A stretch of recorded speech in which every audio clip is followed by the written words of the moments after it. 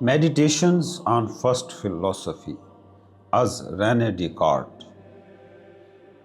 تعارف. شک کے اندھیرے سے یقین کے اجالے تک.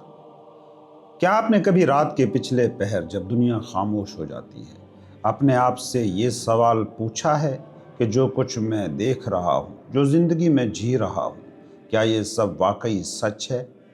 کہ شاید کبھی کسی خواب سے جاگ کر ایک لمحے کے لیے آپ کو یہ نہ لگا ہو کہ کہیں میں اب بھی خواب تو نہیں دیکھ رہا۔ ہم سب اپنی زندگیوں میں یقین کی ایک عمارت تعمیر کرتے ہیں۔ ہمیں یقین ہے کہ زمین ہمارے قدموں کے نیچے ہے، آسمان ہمارے سر پر ہے، اور جو لوگ ہمارے ارد گرد ہیں وہ حقیقی ہیں۔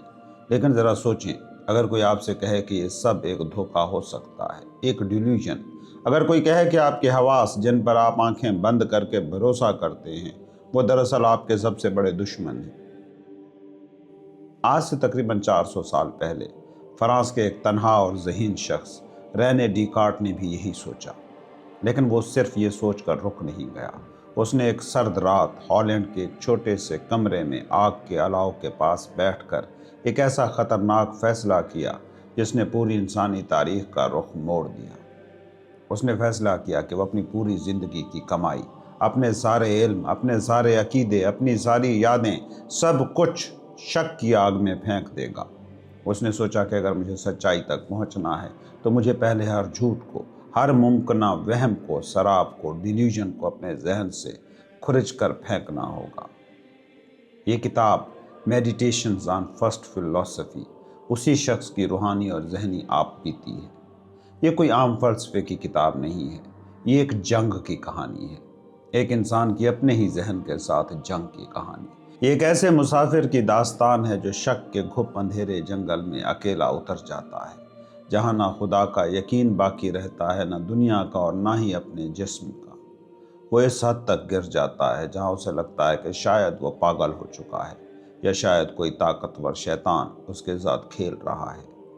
لیکن پھر اسی مکمل مایوسی اور اندھیرے کے بیچ اسے روشنی کی ایک کرن ملتی ہے، ایک ایسی چٹان جو ہر طوفان کا مقابلہ کر سکتی ہے، ایک ایسا سچ جسے کائنات کی کوئی طاقت جھٹلا نہیں سکتی۔ یہ آڈیو بک آپ کو صرف ڈیکارٹ کے خیالات نہیں سنائے گی، بلکہ یہ آپ کو ڈیکارٹ بنا سکنے کی اہلیت بھی رکھتی ہے۔ اگلے 1-1.5 گھنٹے میں آپ اپنی کرسی پر بیٹھے بیٹھے اپنی ہی حقیقت کو چیلنج کرنا شروع کر سکتے ہیں۔ آپ خود سے پوچھیں گے، کیا میں ہوں؟ اور اگر میں ہوں تو میں کیا ہوں؟ تو اپنے دل اور دماغ کے دروازے کھول دیجیے، اپنی تمام مصروفیتوں کو کچھ دیر کے لیے بھول جائیے اور تیار ہو جائیے انسانی تاریخ کے سب سے بڑے فکری سفر کے لیے۔ ایک ایسا سفر جس کے اختتام پر آپ دنیا کو اور خود اپنے آپ کو پھر کبھی پرانی نظر سے نہیں دیکھ پائیں گے۔ پہلی میڈیٹیشن، وہ چیزیں جن پر شک کیا جا سکتا ہے۔ کافی عرصہ ہوا مجھے یہ احساس ستانے لگا تھا کہ میں نے اپنے بچپن سے لے کر اب تک کتنی ہی جھوٹی باتوں کو سچ مان رکھا ہے۔ مجھے محسوس ہوا کہ میری ساری معلومات، میرے سارے نظریات ایک ایسی بنیاد پر کھڑے ہیں جو انتہائی کمزور اور مشکوک ہے۔ تب ہی میں نے سوچ لیا تھا کہ اگر مجھے سائنس اور علم میں کچھ ایسا تعمیر کرنا ہے جو پائیدار ہو، جو کبھی نہ ہلے، تو مجھے اپنی زندگی میں کم از کم ایک بار سب کچھ جڑ سے اکھاڑ پھینکنا ہوگا۔ مجھے اپنے ذہن کی تختی کو بالکل صاف کرنا ہوگا تاکہ میں نئے سرے سے شروعات کر سکوں۔ آج مجھے وہ موقع مل گیا ہے۔ میں نے اپنے آپ کو تمام دنیاوی فکروں سے آزاد کر لیا ہے۔ میں ایک پرسکون گوشے تنہائی میں موجود ہوں، اور اب میں پوری سنجیدگی اور آزادی کے ساتھ اپنے پرانے خیالات کی دنیا کو مسمار کروں گا۔ اس کام کے لیے یہ ضروری نہیں کہ میں ہر ایک بات کو جھوٹا ثابت کروں، یہ تو شاید ناممکن ہوتا۔ میری عقل مجھے یہ بتاتی ہے کہ اگر کسی چیز میں ذرا سا بھی شک ہو تو اسے ایسے ہی رد کر دینا چاہیے جیسے وہ مکمل جھوٹ ہو۔ اس لیے مجھے اپنے ہر خیال کو الگ الگ پرکھنے کی ضرورت نہیں۔ میں سیدھا ان بنیادوں پر وار کروں گا جن پر میرے یقین کی عمارت کھڑی ہے۔ حواس کا دھوکہ۔ اب تک میں نے جو کچھ بھی سیکھا ہے، جسے میں سب سے زیادہ سچا اور پکا سمجھتا ہوں، وہ میں نے اپنے حواس، سینسز، یعنی آنکھوں، کانوں اور چھونے کے ذریعے سیکھا ہے۔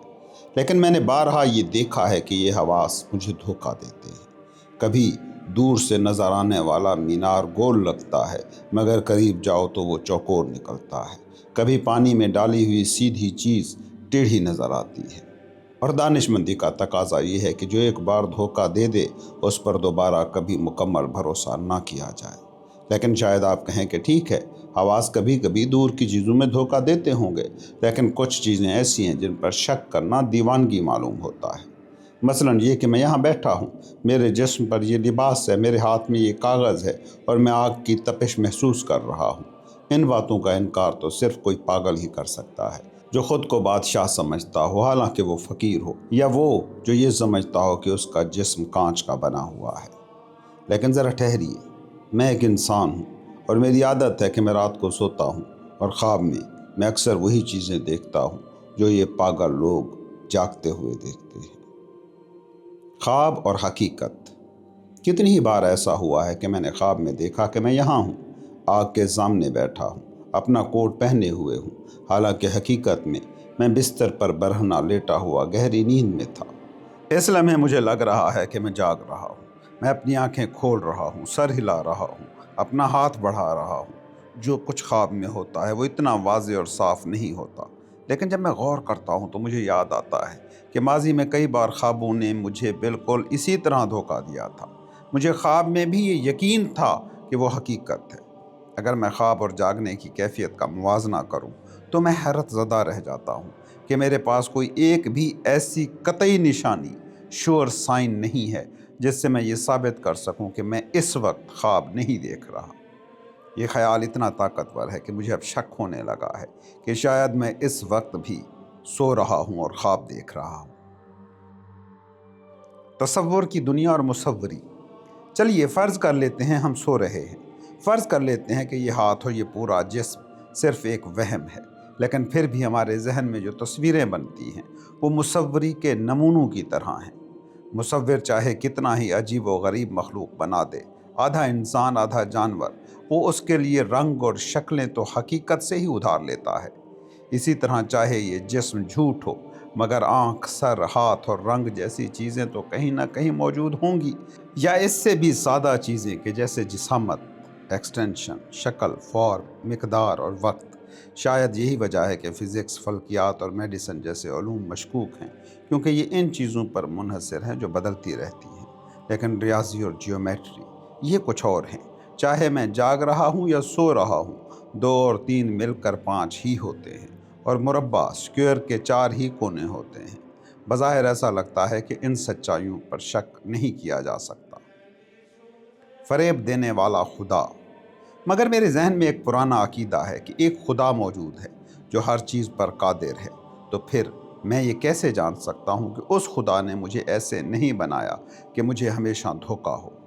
کیا یہ ممکن نہیں کہ خدا نے کوئی زمین، کوئی آسمان، کوئی شکل، کوئی جسامت بنائی ہی نہ ہو، مگر میرے ذہن میں یہ خیال ڈال دیا ہو کہ یہ سب موجود ہیں؟ یا اس سے بھی بدتر، کیا یہ ممکن نہیں کہ جب بھی میں 2 میں 3 جمع کروں تو میں غلطی کروں، حالانکہ مجھے لگ رہا ہو کہ میں صحیح ہوں؟ لیکن شاید آپ کہیں کہ خدا تو مہربان ہے، وہ مجھے دھوکہ نہیں دے گا۔ لیکن اگر وہ مہربان ہے تو وہ مجھے کبھی کبھی غلطی کرنے کیوں دیتا ہے؟ اگر غلطی کرنا میری فطرت ہے تو پھر ہمیشہ دھوکہ کھانا بھی ممکن ہو سکتا ہے۔ شیطانی مفروضہ۔ چونکہ میں پرانے عقائد کو آسانی سے نہیں چھوڑ سکتا، اس لیے میں ایک سخت فرض کر لیتا ہوں۔ میں فرض کرتا ہوں کہ کوئی سچا خدا نہیں ہے، بلکہ ایک انتہائی چالاک، طاقتور اور مکار بدروح، ایول جینیس ہے، جس نے اپنی ساری طاقت مجھے دھوکہ دینے پر لگا دی ہے۔ میں فرض کر لیتا ہوں کہ یہ آسمان، یہ ہوا، یہ زمین، یہ رنگ، یہ شکلیں، یہ آوازیں، یہ سب صرف وہ جال ہیں جو اس شیطان نے میرے خوابوں کو پھنسانے کے لیے بچھائے ہیں۔ میں فرض کر لیتا ہوں کہ میرا کوئی ہاتھ نہیں، کوئی آنکھ نہیں، کوئی گوشت نہیں، کوئی خون نہیں، کوئی حواس نہیں، میں صرف غلط فہمی میں ہوں کہ یہ سب میرے پاس ہیں۔ میں اب اس میڈیٹیشن میں ڈٹا رہوں گا، اگرچہ کسی سچائی کو پہچاننا میرے بس میں نہ بھی ہو، لیکن کم از کم یہ تو میرے اختیار میں ہے کہ میں جھوٹ کو نہ مانوں۔ میں اپنا ذہن اتنا مضبوط کر لوں گا کہ وہ مکار شیطان چاہے کتنا ہی طاقتور کیوں نہ ہو، مجھے اپنے فریب میں نہ جکڑ سکے۔ یہ راستہ مشکل ہے اور سستی مجھے واپس میری پرانی زندگی کی طرف کھینچتی ہے، جیسے کوئی قیدی خواب میں اپنی آزادی سے لطف اندوز ہو رہا ہو اور اسے شک ہونے لگے کہ یہ خواب ہے، تو وہ جاگنا نہیں چاہتا بلکہ آنکھیں بند کر کے اسی میٹھے دھوکے میں رہنا چاہتا ہے۔ اسی طرح میں بھی ان مشکل سوالوں سے ڈرتا ہوں اور اپنی پرانی غفلت میں واپس لوٹ جانا چاہتا ہوں، اس ڈر سے کہ اگر آنکھ کھل گئی تو شاید مجھے کبھی روشنی نصیب نہ ہو اور باقی زندگی مجھے اسی شک کے گھپ اندھیرے میں گزارنی پڑے۔ دوسری میڈیٹیشن، انسانی ذہن کی ماہیت، نیچر آف ہیومن مائنڈ، اور یہ کہ یہ جسم سے زیادہ جانا پہچانا ہے۔ کل کی سوچ بچار نے مجھے شک کے ایسے گہرے بھنور میں دھکیل دیا ہے کہ اب میں چاہ کر بھی اسے بھول نہیں پا رہا۔ مجھے یوں محسوس ہو رہا ہے جیسے میں کسی گہرے پانی میں گر گیا ہوں، جہاں نہ میرے پاؤں زمین پر ٹک رہے ہیں اور نہ ہی میں تیر کر سطح پر آ سکتا ہوں۔ سب کچھ دھندلا ہے، سب کچھ غیر یقینی ہے، لیکن میں ہار نہیں مانوں گا۔ میں کوشش کروں گا اور اسی راستے پر دوبارہ چلوں گا جس پر میں کل چلا تھا۔ میں ہر اس چیز کو رد کر دوں گا جس میں ذرا سا بھی شک ہو، بالکل ایسے جیسے مجھے یقین ہو کہ وہ جھوٹ ہے، اور میں تب تک آگے بڑھتا رہوں گا جب تک مجھے کوئی ایسی چیز نہ مل جائے جو یقینی ہو، سرٹن ہو، یا کم از کم مجھے یہ یقین نہ ہو جائے کہ دنیا میں کچھ بھی یقینی نہیں ہے۔ مشہور یونانی سائنسدان آرشمیدس نے کہا تھا کہ اگر اسے زمین ہلانی ہے تو اسے خلا میں صرف ایک مضبوط اور ایک غیر متزلزل نقطہ، one firm and immovable point درکار ہے، بس ایک نقطہ۔ اگر مجھے بھی اپنی زندگی میں صرف ایک ایسی سچائی مل جائے جو شک سے پاک ہو تو میں بہت بڑی امیدیں وابستہ کر سکتا ہوں۔ وجود کا معمہ، دی پزل آف ایگزسٹنس۔ تو آئیے فرض کرتے ہیں کہ وہ سب کچھ جو میں دیکھ رہا ہوں وہ جھوٹ ہے۔ میں مان لیتا ہوں کہ میری یادداشت دھوکے باز ہے اور مجھے جو کچھ ماضی کے بارے میں بتا رہی ہے وہ کبھی ہوا ہی نہیں تھا۔ میں فرض کرتا ہوں کہ میرا کوئی جسم نہیں، کوئی حواس نہیں، کوئی شکل، کوئی فارم نہیں، کوئی وسعت نہیں اور کوئی حرکت نہیں۔ یہ سب میرے وہم ہیں۔ تو پھر سچ کیا ہے؟ شاید صرف یہ کہ دنیا میں کچھ بھی یقینی نہیں ہے۔ لیکن ذرا رکیے، کیا کوئی ایسی چیز نہیں جو ان تمام چیزوں سے الگ ہو جنہیں میں نے ابھی رد کیا ہے؟ کوئی ایسی چیز جس پر شک کرنے کی گنجائش ہی نہ ہو؟ کیا کوئی خدا نہیں ہے یا کوئی ایسی طاقت نہیں جو میرے ذہن میں یہ خیالات ڈال رہی ہے؟ لیکن نہیں، یہ ضروری نہیں، کیونکہ ہو سکتا ہے کہ یہ خیالات میں خود پیدا کر رہا ہوں۔ تو کیا اس کا مطلب یہ نہیں کہ میں کچھ ہوں؟ مگر میں تو ابھی انکار کر چکا ہوں کہ میرا کوئی جسم ہے یا کوئی حواس ہے۔ تو کیا میرا وجود میرے جسم اور حواس کے ساتھ اتنا جڑا ہوا ہے کہ ان کے بغیر میں کچھ بھی نہیں؟ نہیں، ہرگز نہیں۔ میں نے خود کو اس بات پر قائل کر لیا تھا کہ دنیا میں کچھ نہیں ہے، نہ آسمان، نہ زمین، نہ ذہن، نہ جسم۔ لیکن اگر میں نے خود کو کسی بات پر قائل کیا تھا تو پھر میں تو موجود تھا نا۔ اور وہ مکار شیطان، وہ دھوکے باز جو اپنی پوری طاقت سے مجھے فریب دینے کی کوشش کر رہا ہے، اگر وہ مجھے دھوکہ دے رہا ہے تو پھر اس میں کوئی شک ہی نہیں کہ میں ہوں۔ وہ مجھے جتنا چاہے دھوکہ دے لے، مگر وہ کبھی یہ نہیں کر سکتا کہ میں کچھ نہ رہوں جب تک کہ میں یہ سوچ رہا ہوں کہ میں کچھ ہوں۔ تو اس تمام غور و فکر کے بعد میں اس نتیجے پر پہنچا ہوں کہ یہ جملہ میں ہوں، میں موجود ہوں، آئی ایم، آئی ایگزسٹ، یہ ہر بار سچ ہوتا ہے جب بھی میں اسے بولتا ہوں یا اپنے ذہن میں سوچتا ہوں۔ یہ ایک اٹل حقیقت ہے۔ میں کیا ہوں؟ سوچنے والی شے، a thinking thing۔ لیکن ابھی مسئلہ حل نہیں ہوا۔ مجھے یہ تو پتہ چل گیا کہ میں ہوں، آئی ایم، لیکن میں ابھی تک یہ نہیں سمجھ پایا کہ یہ میں دراصل ہے کیا۔ پہلے میں سمجھتا تھا کہ میں ایک انسان ہوں، لیکن انسان کیا ہے؟ ایک عقل مند جانور؟ نہیں، یہ تعریف بہت پیچیدہ ہو جائے گی، کیونکہ پھر مجھے جانور اور عقل کی تعریفیں بھی ڈھونڈنی پڑیں گی۔ سادہ لفظوں میں، پہلے مجھے لگتا تھا کہ میرے پاس ایک چہرہ ہے، ہاتھ ہیں، بازو ہیں اور ہڈیوں اور گوشت کا یہ ڈھانچہ ہے جسے میں جسم کہتا ہوں۔ میں کھاتا ہوں، میں چلتا ہوں، میں محسوس کرتا ہوں اور میں سوچتا ہوں، اور میں ان کاموں کو اپنی روح سے منسوب کرتا تھا۔ لیکن اب جب میں نے یہ فرض کر لیا ہے کہ ایک طاقتور دھوکے باز نے مجھے فریب دیا ہے، تو کیا اب میں یہ دعویٰ کر سکتا ہوں کہ میرے پاس یہ جسم اور اس کے اعضاء واقعی موجود ہیں؟ نہیں، میں یہ دعویٰ نہیں کر سکتا۔ تو پھر میرے پاس کیا بچا؟ کیا کھانا پینا اور چلنا پھرنا؟ نہیں، جسم کے بغیر یہ سب محض وہم ہیں۔ کیا محسوس کرنا؟ لیکن خواب میں بھی تو لگتا ہے کہ میں محسوس کر رہا ہوں، حالانکہ وہاں کوئی جسم نہیں ہوتا۔ سوچنا؟ ہاں، سوچنا، تھنکنگ، صرف یہ ایک چیز ہے جو مجھ سے جدا نہیں کی جا سکتی۔ میں ہوں، میں موجود ہوں، یہ یقینی ہے، لیکن کب تک؟ جب تک میں سوچ رہا ہوں۔ ہو سکتا ہے کہ جس لمحے میں سوچنا بند کر دوں، میرا وجود بھی مکمل طور پر ختم ہو جائے۔ تو فی الحال میں وہی بات مانوں گا جو 100% سچ ہے، قابل تجربہ ہے۔ میں کوئی جسم نہیں ہوں، میں کوئی ہوا نہیں ہوں، میں کوئی روح روایتی معنوں میں نہیں ہوں۔ میں صرف اور صرف ایک سوچنے والی شے، ایک تھنکنگ تھنگ ہوں، ایک ذہن ہوں، ایک عقل ہوں۔ اور یہ سوچنے والی شے کیا ہے؟ یہ وہ چیز ہے جو شک کرتی ہے، جو سمجھتی ہے، جو اثبات کرتی ہے، ہاں کرتی ہے، جو انکار کرتی ہے، نہ کرتی ہے، جو چاہتی ہے، جو نہیں چاہتی ہے، اور جو تخیل اور احساس بھی رکھتی ہے۔ یہ سب کچھ مجھ سے جدا نہیں ہے۔ اگر میں شک کر رہا ہوں تو یہ میں ہی ہوں، اگر میں کچھ چاہ رہا ہوں تو یہ میں ہی ہوں، یہاں تک کہ اگر میں خواب بھی دیکھ رہا ہوں تب بھی یہ میں ہی ہوں جو خواب دیکھ رہا ہے اور محسوس کر رہا ہے۔ موم کا تجربہ، دا ویکس آرگومنٹ۔ لیکن یہاں ایک عجیب بات ہے، مجھے اب بھی ایسا لگتا ہے کہ ان چیزوں کو سمجھنا زیادہ آسان ہے جنہیں میں چھو سکتا ہوں اور دیکھ سکتا ہوں، یعنی جسمانی چیزیں، بنسبت میرے اپنے ذہن کے جو دکھائی نہیں دیتا۔ میرا دماغ غلطی کرنے اور بھٹکنے کا عادی ہے، اس لیے آئیے ایک تجربہ کرتے ہیں تاکہ یہ گتھی بھی سلجھ جائے۔ آئیے اس موم کے ٹکڑے کو دیکھتے ہیں جو ابھی ابھی شہد کے چھتے سے نکالا گیا ہے۔ اس میں ابھی تک شہد کا ذائقہ باقی ہے، اس میں پھولوں کی مہک ہے۔ یہ سخت ہے، یہ ٹھنڈا ہے، اسے آسانی سے چھوا جا سکتا ہے۔ اگر آپ اس پر انگلی ماریں تو آواز پیدا ہوتی ہے۔ وہ تمام باتیں جو کسی جسم کو جاننے کے لیے ضروری ہیں وہ اس میں موجود ہیں۔ لیکن دیکھو، اب میں اسے آگ کے قریب لے جاتا ہوں۔ کیا ہوا؟ اس کا ذائقہ ختم ہو گیا، خوشبو اڑ گئی، رنگ بدل گیا، شکل پگھل گئی، جسامت بڑھ گئی، یہ گرم ہو گیا، اب اسے چھونا مشکل ہے اور اب مارنے سے آواز بھی نہیں آتی۔ سوال یہ ہے، کیا یہ اب بھی وہی موم ہے؟ ہم سب کہیں گے ہاں یہ وہی موم ہے، کوئی اس کا انکار نہیں کر سکتا۔ لیکن پھر وہ کیا چیز تھی جسے میں نے اتنی اچھی طرح پہچانا تھا؟ وہ یقیناً وہ چیزیں نہیں تھیں جو میں نے اپنے حواس سے محسوس کی تھی، کیونکہ ذائقہ، خوشبو، نظر، چھونا اور آواز یہ سب تو بدل چکے ہیں، مگر موم پھر بھی موم ہے۔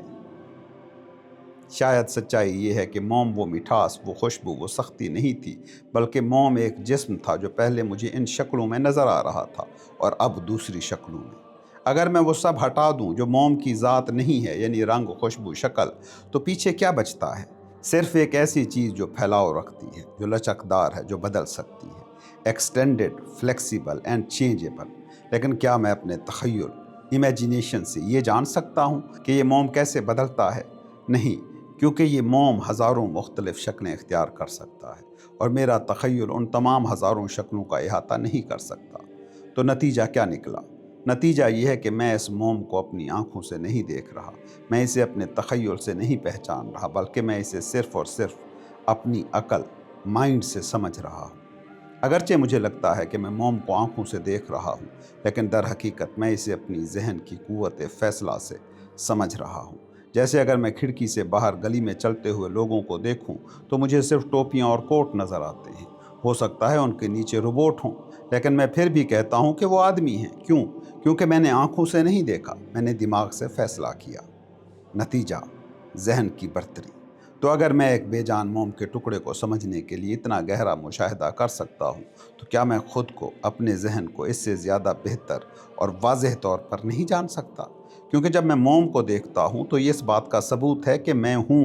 ہو سکتا ہے وہ موم وہاں نہ ہو، شاید وہ نظر کا دھوکہ ہو، لیکن یہ نہیں ہو سکتا کہ میں جو اس موم کو دیکھ رہا ہوں میرا وجود نہ ہو۔ اس موم کے تجربے نے مجھے ایک بہت بڑا سبق دیا ہے، وہ یہ کہ جسمانی چیزیں بھی در حقیقت حواس کے ذریعے نہیں بلکہ عقل کے ذریعے جانی جاتی ہیں، اور چونکہ میرا ذہن ان چیزوں کو جانتا ہے، اس لیے خود میرے ذہن کو جاننا ان سب سے زیادہ آسان اور یقینی ہے۔ اب میں اس سچائی پر سکون سے غور کروں گا تاکہ یہ نئی دریافت میرے حافظے میں اچھی طرح نقش ہو جائے۔ تیسری میڈیٹیشن، خدا کے وجود کے بارے میں۔ اب میں اپنی آنکھیں بند کر لیتا ہوں، میں اپنے کانوں کو بھی بند کر لیتا ہوں اور اپنے تمام حواس سے رابطہ توڑ لیتا ہوں۔ میں اپنے ذہن سے تمام جسمانی دنیا کی تصویریں مٹا دیتا ہوں، یا اگر یہ مٹ نہیں سکتی تو کم از کم میں انہیں فضول اور جھوٹا سمجھ کر نظر انداز کر دیتا ہوں۔ اب صرف میں ہوں اور میرا ذہن۔ میں اپنے اندر مزید گہرائی میں جھانکتا ہوں تاکہ خود کو بہتر طور پر پہچان سکوں۔ میں ایک سوچنے والی شے ہوں، میں وہ ہوں جو شک کرتا ہے، جو اقرار کرتا ہے، انکار کرتا ہے، محبت کرتا ہے، نفرت کرتا ہے اور محسوس کرتا ہے۔ یہ سب کچھ میرے ذہن کے اندر ہے، لیکن سوال یہ ہے کیا میرے ذہن کے باہر بھی کچھ ہے؟ میں نے پچھلے باب میں ایک اصول دریافت کیا تھا کہ میں ہوں۔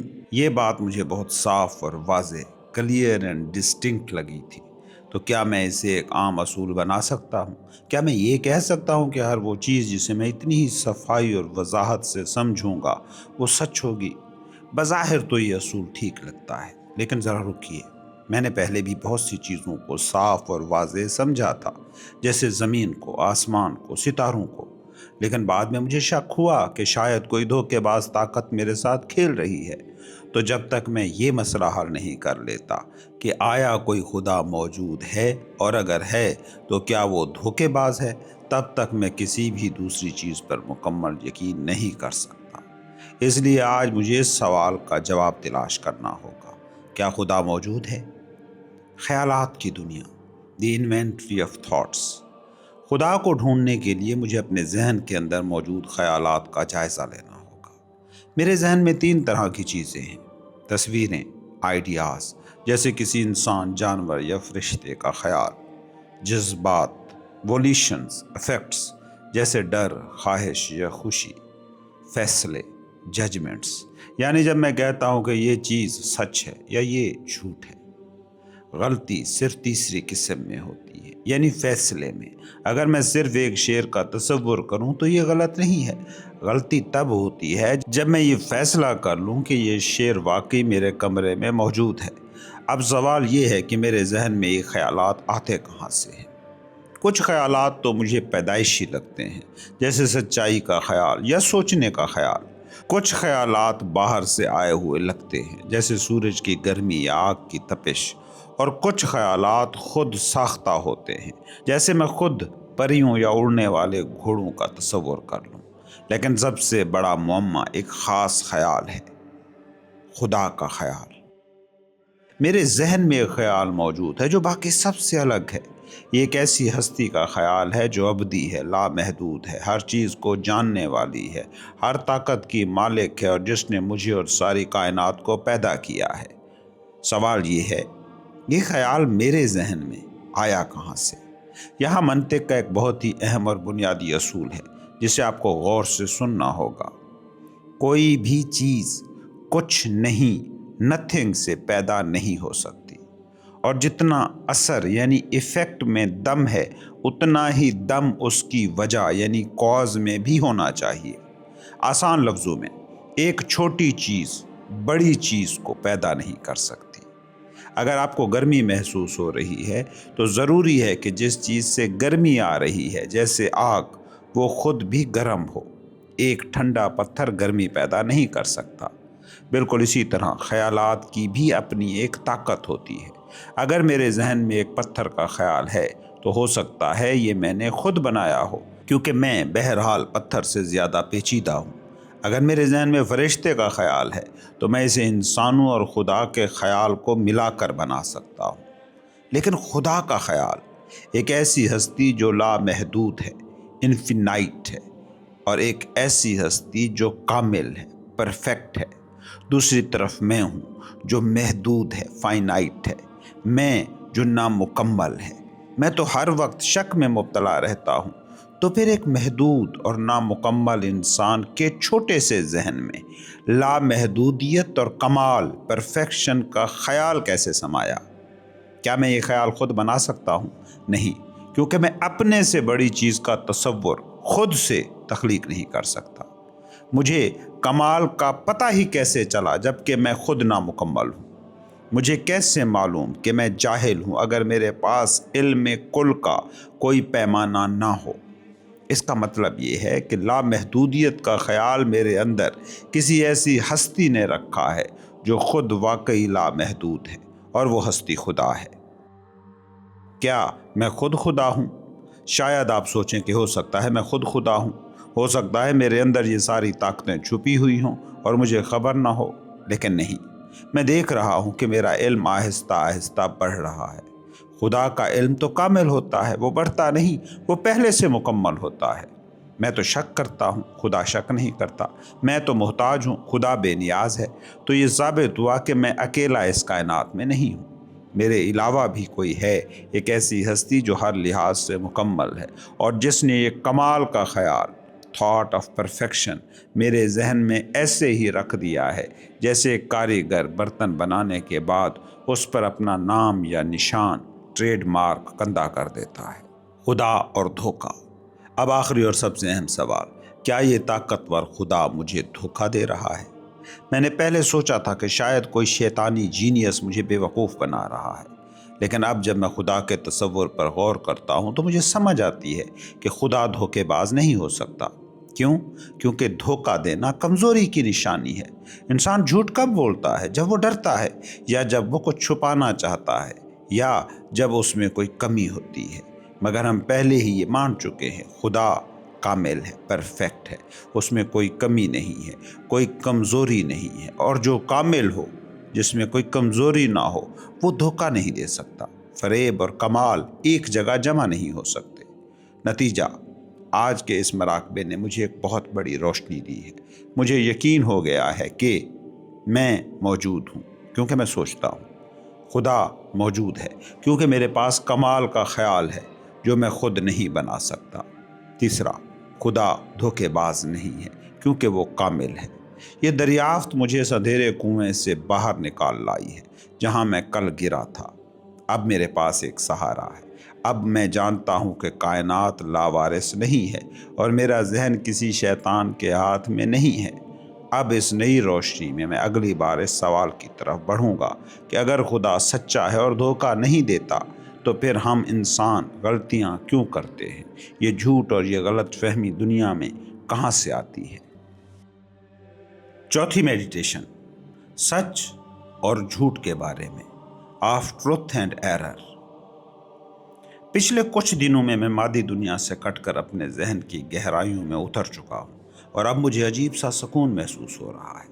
اب مجھے یہ بات عجیب نہیں لگتی کہ میرا ذہن میرے جسم سے زیادہ جانا پہچانا ہے، اور سب سے بڑھ کر میں نے ایک بہت بڑی حقیقت دریافت کر لی ہے کہ ایک خدا موجود ہے جو مکمل ہے، جو کامل ہے اور جو دھوکے باز نہیں ہے۔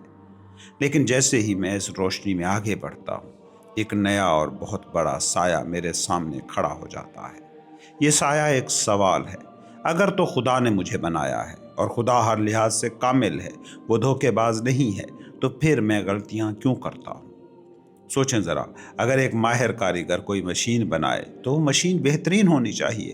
اگر اس مشین میں خرابی ہے تو الزام کاریگر پر آتا ہے۔ تو اگر مجھے اس کامل خدا نے بنایا ہے تو میرے اندر یہ غلطی کرنے کی صلاحیت کہاں سے آئی؟ کیا خدا چاہتا ہے کہ میں غلطیاں کروں؟ یہ بات ناممکن لگتی ہے، کیونکہ غلطی ایک نقص ہے، ایک کمی ہے، اور کامل ذات کسی نقص کی ذمہ دار نہیں ہو سکتی۔ تو پھر یہ غلطی، یہ جھوٹ، یہ بھول چوک، یہ آتی کہاں سے ہے؟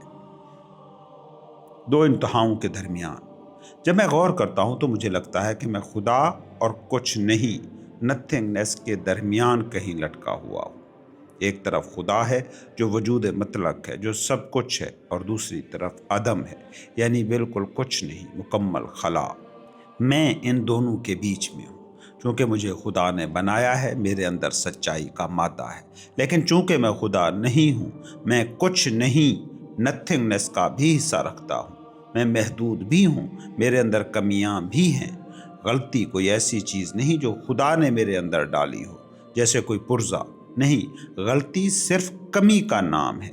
جیسے اندھیرا کوئی چیز نہیں ہے بلکہ روشنی کی کمی کا نام ہے، اسی طرح غلطی میرے اندر کمال کی کمی کی وجہ سے ہوتی ہے۔ لیکن یہ جواب بھی مجھے پوری طرح مطمئن نہیں کرتا۔ کیا خدا مجھے ایسا نہیں بنا سکتا تھا کہ میں کبھی غلطی نہ کروں؟ یقیناً وہ بنا سکتا تھا، تو پھر اس نے ایسا کیوں نہیں کیا؟ کیا میری غلطیوں میں بھی کوئی حکمت ہے؟ شاید میں کائنات کی بڑی تصویر کا صرف ایک چھوٹا سا حصہ دیکھ رہا ہوں۔ ہو سکتا ہے کہ جو چیز مجھے اپنے اندر نقص لگ رہی ہو وہ کائنات کے پورے نظام میں خوبصورتی پیدا کر رہی ہو۔ لیکن آئیے ذرا قریب سے دیکھتے ہیں کہ میرے اندر غلطی ہوتی کیسے ہے۔ وہ کون سا میکینزم ہے جو مجھے بھٹکا دیتا ہے؟ عقل اور مرضی کی جنگ۔ جب میں اپنے اندر جھانکتا ہوں تو مجھے دو بڑی طاقتیں نظر آتی ہیں جو مل کر کام کرتی ہیں۔ ایک ہے سمجھنے کی صلاحیت، فیکلٹی آف نالج، انٹیلیکٹ، جس سے میں چیزوں کو جانتا ہوں۔ دوسری ہے چننے کی صلاحیت یا مرضی، فیکلٹی آف چوائس، ول، جس سے میں فیصلہ کرتا ہوں، ہاں یا نہ کرتا ہوں۔ میری سمجھ یا عقل محدود ہے، میں سب کچھ نہیں جانتا۔ بہت سی چیزیں ہیں جو میری سمجھ سے باہر ہیں، یہ کوئی نقص نہیں بلکہ ایک محدود مخلوق ہونے کی نشانی ہے۔ لیکن میری مرضی، اوہو یہ حیران کن ہے۔ میری مرضی، میرا ارادہ، میری آزادی، یہ لامحدود ہے۔ یہ اتنی وسیع ہے کہ مجھے اس کی کوئی حد نظر نہیں آتی۔ در حقیقت یہی وہ چیز ہے جس کی وجہ سے میں خود کو خدا کی شبیہ، امیج آف گاڈ سمجھتا ہوں، کیونکہ خدا کی مرضی بھی آزاد ہے اور میری مرضی بھی آزاد ہے۔ میں جو چاہوں چاہ سکتا ہوں، جس چیز کا چاہوں انکار کر سکتا ہوں۔ غلطی کا راز، اب غور سے سنیے گا کیونکہ یہاں وہ راز کھلنے والا ہے۔ غلطی نہ تو میری عقل میں ہے کیونکہ وہ صرف چیزیں دکھاتی ہے، اور نہ ہی میری مرضی میں ہے کیونکہ وہ صرف چناؤ کرتی ہے۔ غلطی تب ہوتی ہے جب میں اپنی لامحدود مرضی کو اپنی محدود عقل سے آگے بڑھا دیتا ہوں۔ آسان لفظوں میں، میری خواہشات تیز ہیں مگر میری معلومات کم ہیں۔ میں فیصلہ کرنے میں جلد بازی کرتا ہوں۔ میری عقل ابھی کسی چیز کو صاف اور واضح طور پر نہیں دیکھ پاتی مگر میری مرضی چھلانگ لگا دیتی ہے اور فیصلہ کر لیتی ہے کہ یہ سچ ہے یا یہ جھوٹ ہے۔ مثال کے طور پر، جب میں دور کسی ہیولے کو دیکھتا ہوں، میری عقل ابھی یقین نہیں کر پا رہی کہ وہ کیا ہے، لیکن میری مرضی فوراً فیصلہ کر لیتی ہے وہ میرا دوست ہے۔ جب قریب جاتا ہوں تو وہ درخت نکلتا ہے۔ یہ غلطی خدا نے نہیں کرائی، یہ غلطی میرے اس غلط استعمال، مس یوز سے ہوئی جو میں نے اپنی آزادی کا کیا۔ خدا نے مجھے ایک بہترین ٹارچ، عقل دی تھی اور چلنے کی آزادی، مرضی دی تھی۔ میں نے ٹارچ کی روشنی کا انتظار کیے بغیر اندھیرے میں چھلانگ لگا دی۔ اس میں ٹارچ بنانے والے کا کیا قصور؟ حل کیا ہو؟ صبر اور پرہیز۔ پھر میں غلطیوں سے بچوں کیسے؟ کیا کوئی طریقہ ہے؟ ہاں، طریقہ بہت سادہ ہے مگر اس پر عمل کرنا بہت مشکل ہے۔ طریقہ یہ ہے، جب تک میری عقل کسی چیز کو بالکل صاف اور واضح طور پر نہ دیکھ لے، تب تک میں اپنی مرضی کو، ول کو روکے رکھوں۔ جب میرے سامنے کوئی بات آئے اور مجھے شک ہو تو مجھے ہاں یا نہ کہنے کی بجائے خاموش رہنا چاہیے۔ مجھے اپنے فیصلے کو مؤخر کر دینا چاہیے۔ اگر میں صبر سے کام لوں اور صرف ان چیزوں پر یقین کروں جو شک سے پاک ہیں، جیسے کہ میں ہوں یا خدا ہے، تو میں کبھی غلطی نہیں کروں گا۔ غلطی صرف ایک جلد بازی ہے، یہ میری آزادی کی قیمت ہے۔ شکر گزاری، گریٹفلنس۔ پہلے مجھے شکوہ تھا کہ خدا نے مجھے غلطی کرنے والا کیوں بنایا، لیکن اب مجھے سمجھ آ گئی ہے کہ یہ شکوہ بے جا ہے۔ اس نے مجھے آزاد مرضی کا تحفہ دیا ہے۔ اگر وہ مجھے مشین کی طرح بناتا جو کبھی غلطی نہیں کرتی، تو پھر میری آزادی چھن جاتی، اور آزادی غلطی نہ کرنے سے زیادہ قیمتی ہے۔ اس نے مجھے عقل دی ہے، اگرچہ وہ محدود ہے مگر وہ کافی ہے۔ اگر میں اسے دیانتداری سے استعمال کروں تو میں سچائی تک پہنچ سکتا ہوں۔ مجھے خدا کا شکر ادا کرنا چاہیے کہ اس نے مجھے کچھ نہیں، نتھنگنس سے نکال کر وجود بخشا، اور مجھے اتنی طاقت دی کہ میں اپنی مرضی سے سچائی کا راستہ چن سکوں۔ آج میں ایک پکا ارادہ کرتا ہوں، آئندہ جب بھی میں کسی چیز کے بارے میں فیصلہ کروں گا تو پہلے دیکھوں گا کہ کیا روشنی پوری ہے، کیا بات صاف ہے۔ اگر نہیں تو میں فیصلہ نہیں کروں گا، میں رک جاؤں گا، میں انتظار کروں گا۔ یہی سچائی کا راستہ ہے، اور اسی راستے پر چل کر میں اب اس مادی دنیا کے سب سے بڑے سوال کی طرف بڑھوں گا، خود اس مادی دنیا کی حقیقت کی طرف۔ 5ویں میڈیٹیشن، مادی چیزوں کی حقیقت اور خدا کے وجود کا ایک اور ثبوت۔ میں نے اپنے ذہن کے اندھیرے کونوں سے بہت سے بھوت نکال باہر کیے۔ اب مجھے پتا ہے کہ میں کون ہوں۔ مجھے معلوم ہے کہ میرا خدا سچا ہے، اور مجھے یہ بھی سمجھ آ گئی ہے کہ میں غلطیاں کیوں کرتا ہوں۔ اب وقت آ گیا ہے کہ میں اس قید خانے سے باہر نکلوں اور اس دنیا کی طرف دیکھوں جسے میں نے شک کی وجہ سے رد کر دیا تھا۔ میں جاننا چاہتا ہوں کہ کیا میرے ذہن کے باہر کوئی مادی دنیا، میٹیریل ورلڈ موجود ہے؟ کیا زمین، سورج اور ستارے واقعی ہیں؟ لیکن اس سے پہلے کہ میں یہ فیصلہ کروں کہ وہ موجود ہیں یا نہیں، مجھے یہ دیکھنا ہوگا کہ میرے ذہن میں ان چیزوں کا جو خیال ہے وہ کتنا صاف اور واضح ہے۔ مثلث کا راز، دی ٹرائینگل آرگومنٹ۔ جب میں مادی چیزوں کے بارے میں سوچتا ہوں تو میں ان کے رنگ یا خوشبو کے بارے میں نہیں سوچتا، کیونکہ وہ دھوکہ ہو سکتے ہیں۔ میں ان کی جسامت، کوانٹٹی کے بارے میں سوچتا ہوں۔ میں ان کی لمبائی، چوڑائی اور گہرائی کے بارے میں سوچتا ہوں۔ میں ان کی شکل اور حرکت کے بارے میں سوچتا ہوں۔ یہ سب چیزیں ریاضی اور جیومیٹری کی دنیا ہیں، اور یہ دنیا بڑی عجیب ہے۔ فرض کریں میں اپنے ذہن میں ایک مثلث، ٹرائینگل کا تصور کرتا ہوں۔ ہو سکتا ہے کہ دنیا میں کہیں بھی کوئی مثلث موجود نہ ہو سکتا ہے کہ پوری کائنات میں کبھی کوئی مثلث بنی ہی نہ ہو، لیکن پھر بھی اس مثلث کی اپنی ایک حقیقت ہے جو اٹل ہے۔ میں یہ نہیں کہہ سکتا کہ مثلث کے 3 کونے نہیں ہوتے۔ میں یہ نہیں کہہ سکتا کہ اس کے تینوں زاویوں کا مجموعہ 2 قائمہ زاویوں کے برابر نہیں ہوتا۔ میں نے یہ اصول خود نہیں بنائے، یہ میری مرضی نہیں ہے۔ یہ مثلث کی اپنی فطرت، اس کی اپنی نیچر ہے، چاہے میں اس کے بارے میں سوچوں یا نہ سوچوں۔ مثلث کی سچائی اپنی جگہ قائم ہے۔ یہاں مجھے ایک بہت بڑی بات سمجھ آتی ہے۔ میرے ذہن میں کچھ ایسی سچائیاں موجود ہیں جو نہ تو میں نے بنائی ہیں اور نہ ہی وہ باہر سے آئی ہیں، بلکہ وہ ازلی اور ابدی ہیں، بالکل ویسے ہی جیسے ریاضی کے اصول، خدا، پہاڑ اور وادی کی طرح۔ اب ذرا رکیے، اگر ریاضی کی سچائیاں اتنی اٹل ہیں تو کیا میں اس اصول کو خدا پر لاگو کر سکتا ہوں؟ میں نے پہلے خدا کو اس لیے مانا تھا کیونکہ میں نامکمل تھا اور مجھے کسی کامل ذات کا خیال آیا تھا، لیکن اب میں ایک اور راستے سے خدا کو دیکھ رہا ہوں۔ جب میں ایک مثلث کا تصور کرتا ہوں تو مجھے لازمی طور پر یہ ماننا پڑتا ہے کہ اس کے 3 کونے ہیں۔ یہ دونوں باتیں، مثلث اور 3 کونے، آپس میں جڑی ہوئی ہیں۔ میں انہیں الگ نہیں کر سکتا۔ اسی طرح جب میں خدا کا تصور کرتا ہوں، یعنی ایک ایسی ہستی جو ہر لحاظ سے کامل، پرفیکٹ ہے، تو کیا میں اس کے وجود، ایگزسٹنس کو اس سے الگ کر سکتا ہوں؟ سوچیں، کیا کوئی ہستی کامل ہو سکتی ہے اگر وہ موجود ہی نہ ہو؟ نہیں۔ نہ ہونا، نان ایگزسٹنس، ایک کمی ہے، ایک نقص ہے۔ اگر خدا موجود نہیں ہے تو وہ کامل نہیں ہے، اور اگر وہ کامل ہے تو اسے ہونا پڑے گا۔ یہ دلیل تھوڑی سی پیچیدہ لگے گی آپ کو، اس لیے اسے میں ایک مثال سے سمجھاتا ہوں۔ کیا آپ ایک پہاڑ کا تصور کر سکتے ہیں جس کے ساتھ وادی نہ ہو؟ ناممکن۔ جہاں پہاڑ ہوگا وہاں وادی لازمی ہوگی، چاہے دنیا میں کوئی پہاڑ ہو یا نہ ہو، لیکن پہاڑ اور وادی کا تصور ایک دوسرے سے جدا نہیں ہو سکتا۔ بالکل اسی طرح میں خدا کا تصور اس کے وجود کے بغیر نہیں کر سکتا۔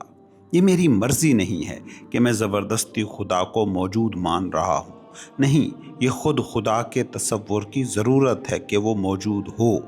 جیسے پہاڑ کے لیے وادی ضروری ہے، ویسے ہی کامل خدا کے لیے وجود ضروری ہے۔ آپ کہہ سکتے ہیں، ٹھیک ہے ڈیکارٹ، پہاڑ کے ساتھ وادی ضروری ہے، لیکن اس سے یہ تو ثابت نہیں ہوتا کہ دنیا میں واقعی کوئی پہاڑ موجود ہے۔ اسی طرح خدا کے ذات وجود ضروری ہے، لیکن اس سے یہ کیسے ثابت ہوا کہ خدا واقعی باہر موجود ہے؟ جواب یہ ہے، پہاڑ اور وادی کا تعلق صرف خیال کی حد تک ہے، لیکن خدا کا معاملہ الگ ہے۔ خدا کی تعریف ہی یہ ہے کہ وہ موجود ہے۔ اگر وہ موجود نہیں تو وہ خدا نہیں۔ لہذا خدا کا وجود ریاضی کے اس سوال کی طرح یقینی ہے کہ 2 اور 2 4 ہوتے ہیں۔ یقین کی واپسی۔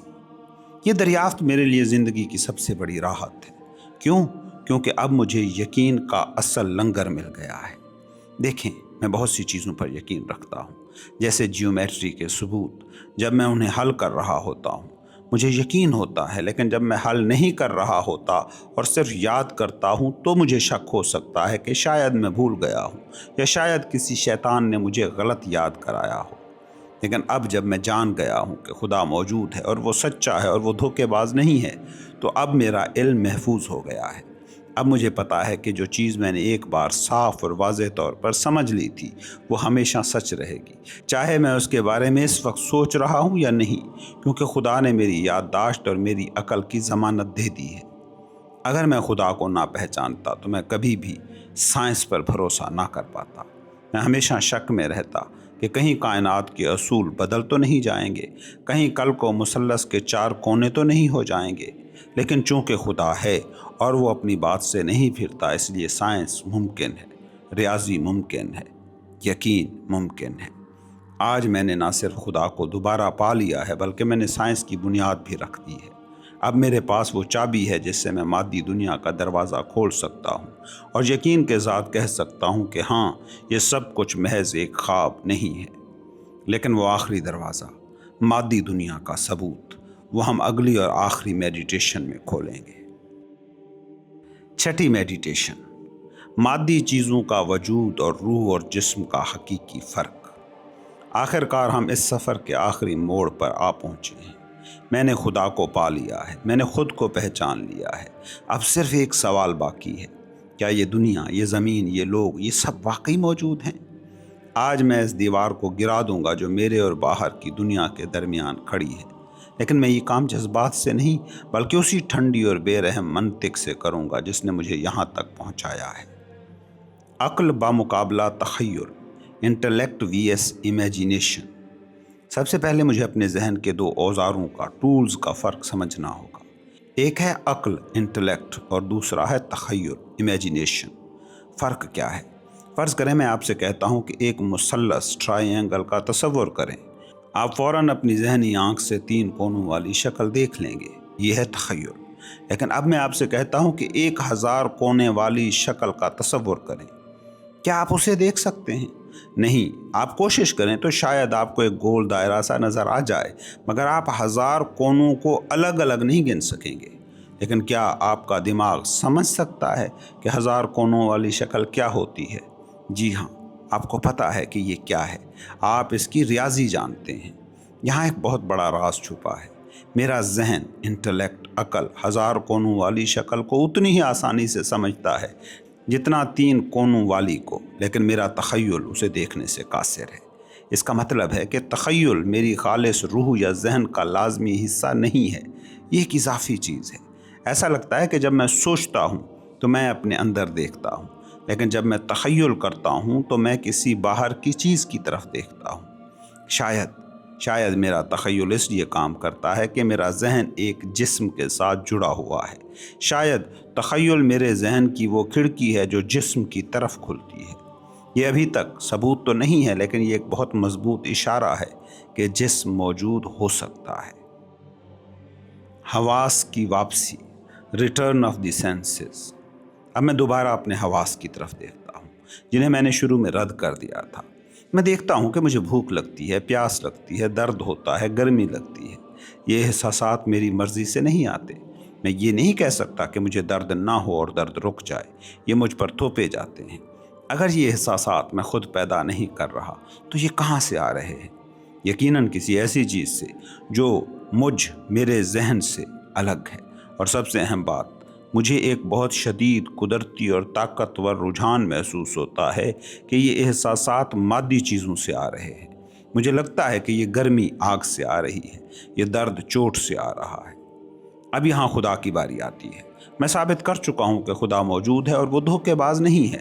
اگر خدا نے مجھے یہ طاقتور جبلت دی ہے کہ میں یقین کروں کہ باہر مادی دنیا ہے اور حقیقت میں باہر کچھ بھی نہ ہو، تو اس کا مطلب ہوگا کہ خدا مجھے دھوکہ دے رہا ہے۔ اور چونکہ خدا دھوکہ دے نہیں سکتا، لہٰذا یہ ماننا پڑے گا کہ مادی دنیا موجود ہے۔ ہاں، یہ جسم، یہ ہاتھ، یہ زمین، یہ آسمان، یہ سب موجود ہیں، یہ خواب نہیں ہے۔ روح اور جسم 2 الگ دنیایں، مائنڈ باڈی ڈسٹنکشن۔ لیکن ٹھہریے، اگرچہ میرا جسم موجود ہے، لیکن کیا میں میرا جسم ہوں؟ بالکل نہیں۔ میں جانتا ہوں کہ میں ایک سوچنے والی شے ہوں۔ میرا جسم سوچتا نہیں، وہ صرف جگہ گھیرتا ہے، ایکسٹینڈڈ ہے۔ میں تقسیم نہیں ہو سکتا۔ میرا ذہن ایک اکائی ہے، لیکن میرا جسم ٹکڑے ٹکڑے ہو سکتا ہے۔ میں اس جسم کے بغیر بھی میں رہوں گا۔ تو نتیجہ یہ ہے، میں، میری روح اور میرا جسم 2 بالکل مختلف چیزیں ہیں۔ جہاز اور کپتان، لیکن ہمارا رشتہ کیسا ہے؟ کیا میں اپنے جسم میں ایسے ہی ہوں جیسے ایک کپتان جہاز میں ہوتا ہے؟ اگر جہاز کسی چٹان سے ٹکرائے تو کپتان کو درد نہیں ہوتا، وہ صرف دیکھتا ہے کہ جہاز ٹوٹ رہا ہے۔ لیکن جب میرے جسم پر چوٹ لگتی ہے تو میں صرف نوٹ نہیں کرتا، میں تڑپ اٹھتا ہوں، مجھے درد ہوتا ہے۔ اس کا مطلب ہے کہ میں اور میرا جسم صرف جڑے ہوئے نہیں ہیں، بلکہ ہم بری طرح گتھے ہوئے انٹرمنگلڈ ہیں، ہم ایک اکائی بن گئے ہیں۔ حواس کا اصل مقصد، تو پھر حواس ہمیں دھوکہ کیوں دیتے ہیں؟ وہ ہمیں زہر کو میٹھا کیوں دکھاتے ہیں؟ ہمیں یہ سمجھنا ہوگا کہ حواس ہمیں سچائی دکھانے کے لیے نہیں بنائے گئے، بلکہ ہماری حفاظت کے لیے بنائے گئے ہیں، سروائیول کے لیے بنائے گئے ہیں۔ درد مجھے یہ بتانے کے لیے نہیں ہے کہ چوٹ کی کیمیائی ماہیت کیا ہے، بلکہ یہ بتانے کے لیے ہے کہ ہاتھ پیچھے ہٹاؤ۔ ذائقہ مجھے یہ بتانے کے لیے ہے کہ یہ کھاؤ، یہ مت کھاؤ۔ اگر میں حواس کو صرف سروائیول کے لیے استعمال کروں تو وہ بہترین ہے۔ غلطی تب ہوتی ہے جب میں انہیں فلسفیانہ سچائی جاننے کے لیے استعمال کرتا ہوں۔ سچائی جاننے کا کام عقل کا ہے، آنکھوں کا نہیں۔ خواب کا ڈر ختم۔ اور آخر میں وہ سب سے پہلا ڈر، کیا یہ سب خواب تو نہیں؟ اب اس سفر کے اختتام پر میں جاگنے اور سونے میں فرق کر سکتا ہوں۔